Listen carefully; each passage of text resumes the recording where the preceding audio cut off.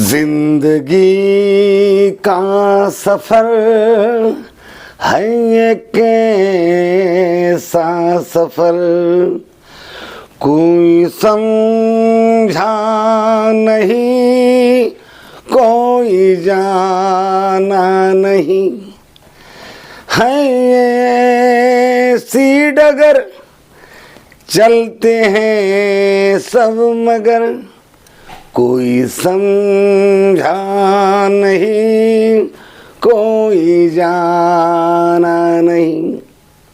नमो बुद्धाय, जय भीम। साथियों, किशोर कुमार के इस गीत ने कई सालों से पुराने जमाने के हम जैसे लोगों के दिलों पर राज किया है। मुझ जैसे कई लोग जीवन के उस दौर से गुजर रहे हैं, इनसे बहुत सारे मित्र छूट चुके हैं, संगी साथी अपने अपने जीवन में लीन हो चुके हैं। जो पहले अपनापन था, जो स्नेह था, उसमें भी दूरियां पैदा हुई है या अंतर हो चुका है हर कोई। लेकिन शाम और सुबह जब ये रिटायर लोग या जब ये उम्र दराज लोग निकलते हैं, अकेले कहीं बैठते हैं, तो उनके जीवन की उन बीते हुए क्षणों का, बीते हुए दिनों का याद आता है। हर किसी के घर में आज छोटा मोटा कलह चलते रहता है। हर किसी के परिवार में, रिश्तेदारी में छोटा मोटा कलह चलते रहता है। ये कलह व्यक्ति को व्यथित करता है, दुखी करता है, व्यक्ति को बड़ा अकेला कर देता है। संगी साथियों की जरूरत इस समय में ज्यादा होती है। इस समय में अपनी पत्नी जिसने जीवन भर खाना बना बना के खिलाया, कपड़े धो धो के पहनवाए, हर सुख और दुख में अपनी पतझड़ की छाया बनकर अपने साथ रही, उसके संग की बहुत जरूरत होती है। कुछ महिलाओं के साथ मित्रता भी होती है, उन महिला मित्रों की भी जरूरत पड़ती है। यानी ये जो उम्र है, इस उम्र में अपनी पूर्व प्रेमिका या फ्रेंड, उसकी भी जरूरत पड़ती है। अपने सारे दोस्त मित्रों, उनकी भी यादें आती है, उनकी भी जरूरत पड़ती है। सारे रिश्तेदारों की जरूरत पड़ती है। लेकिन रिश्ते हैं कि टूट चुके हैं, रिश्ते हैं कि अपने अपने स्वार्थ, अपने अपने अहम के कारण मैले हो चुके हैं। रिश्ते हैं कि जिनमें अपनापन नहीं रहा है। जिन बच्चों को बड़े लाल प्यार से पाला पोसा, बड़ा किया और उम्मीद की कि जैसा आज ये मेरी बात मानता है, मेरा आदेश स्वीकार करता है, बस जिंदगी भर मेरा आदेश स्वीकार करेगा। आज वो बच्चा, उसकी अपनी पत्नी आने के बाद उसका हो जाता है, कभी माँ का हो जाता है तो बाप का नहीं, कभी बाप का होता है तो माँ का नहीं, कभी पत्नी का होता है तो माँ बाप का नहीं, कभी भाई का नहीं होता, कभी बहन का नहीं होता। और कभी कभी कुछ परिवार इतने अच्छे हैं कि आज भी भाई बहनों के लिए, भतीजों के लिए, भाइयों के लिए जी जान कुर्बान करने के लिए तैयार होता है। ऐसे भी परिवार है। साथियों, इसके अलावा एक ऐसा भी माहौल है जिस माहौल में ईर्ष्या ही ईर्ष्या, जिस माहौल में नफरत ही नफरत, जिस माहौल में प्रतिशोध की भावना, ऐसा भी देश का माहौल है। और ये माहौल धार्मिक अंधेपन के कारण है। ये माहौल जातिवाद के कारण है।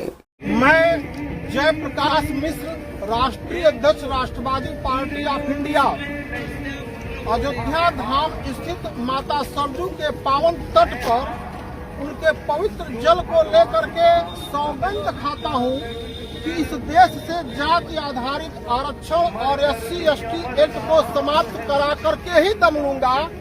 इसके समाप्ति तक मैं चैन से नहीं बैठूंगा। देश में जितने भी लोग हैं SC/ST एक्ट के विरोधी, जाति आधारित आरक्षण के विरोधी, उनको जागरूक करूंगा कि इससे देश का क्या नुकसान हो रहा है। उनको एकजुट करूंगा और SC/ST एक्ट तथा जाति आधारित आरक्षण विरोधी सरकार बनाऊंगा। ईश्वर हमारी मदद करें। धन्यवाद। धम्म बंधु, ये जाति भेद, ये वर्ण भेद और इस वर्ण भेद के कारण निर्माण हुई सामाजिक दूरियां, इस जाति भेद के कारण बटा हुआ मनुष्य जहर ही उगलेगा, विषमता ही बोएगा और अपने लोगों को अपना न समझकर उनके विरुद्ध में बात करेगा, उनका नुकसान चाहेगा, अपना स्वार्थ चाहेगा। और यही कारण है भारत में जाति भेद के साथ साथ धर्म भेद। ये मुस्लिम नालायक है, वो सिख नालायक है, ये ख्रिस्ती नालायक है, हम हिंदू महान हैं। मुसलमान कहते कि हिंदू काफिर है, हम ही महान हैं। और ऐसे माहौल में जीते हुए आदमी 60-70 की लाइफ पार करता है, ना उसे करुणा की समझ होती है, ना वो अपनी जीवन मैत्रीपूर्ण बिताता है, ना वो मित्रों की वफादारी करता है, ना तो बंधुत्व में विश्वास करता है। वो केवल अहंकार, प्रतिष्ठा की भूख, गोत्र का अहंकार, जाति का अहंकार, धर्म का अहंकार में जीवन बिताता है। और जब 60-70 की उम्र होती है तो जिंदगी का सफ़र है एक ऐसा सफ़र, कोई समझा नहीं, कोई जाना नहीं, जाना ही नहीं। मैत्री कितनी महत्वपूर्ण है, मित्रता कितनी महत्वपूर्ण है, करुणा, अहिंसा, बंधुत्व कितना महत्वपूर्ण है, रिश्ते कितने महत्वपूर्ण हैं। केवल अपना स्वार्थ साधता है और अंत में पछताता है। तब फिर किशोर कुमार की वही पंक्तियाँ, कोई जाना नहीं, कोई समझा। तो समझे, वर्ण भेद, जाति भेद, धर्म भेद, गोत्र भेद, इन भेदभाव को छोड़कर मित्रता को सरेंडर करे, मित्रता को अपनाए, बंधुत्व को अपनाए, अहिंसा को अपनाए, करुणा को अपनाए। नमो बुद्धा।